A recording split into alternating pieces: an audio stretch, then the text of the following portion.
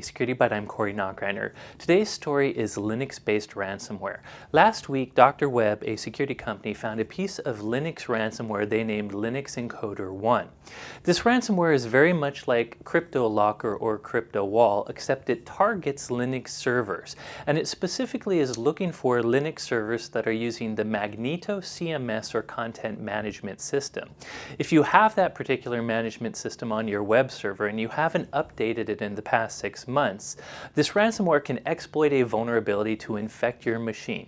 Now, once it does, it acts like a whole lot of other ransomware. It's going to go into some of your directories, specifically the root directory, your home directory, the MySQL default directory, and often the Apache directory, and it's going to encrypt your files and leave a text file telling you how to decrypt them, essentially by paying 1 Bitcoin.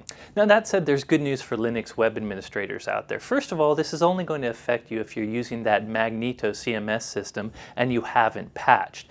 But more importantly, these ransomware authors are not good at encryption. According to Bitdefender, they actually made a very serious mistake in their implementation of AES encryption that makes it very easy for you to decrypt your files yourself. And the good news is Bitdefender even released a free tool that will help you decrypt the files. So in this case, this particular ransomware is not really that successful. That said, there's some things you should take away from this. First and foremost, ransomware in general has been very successful for the criminal actors out there.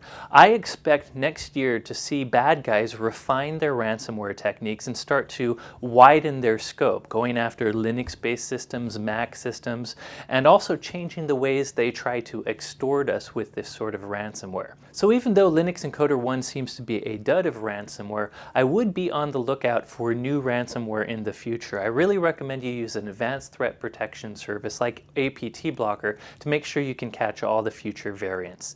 Anyways, that's it for today's story. Thank you for watching.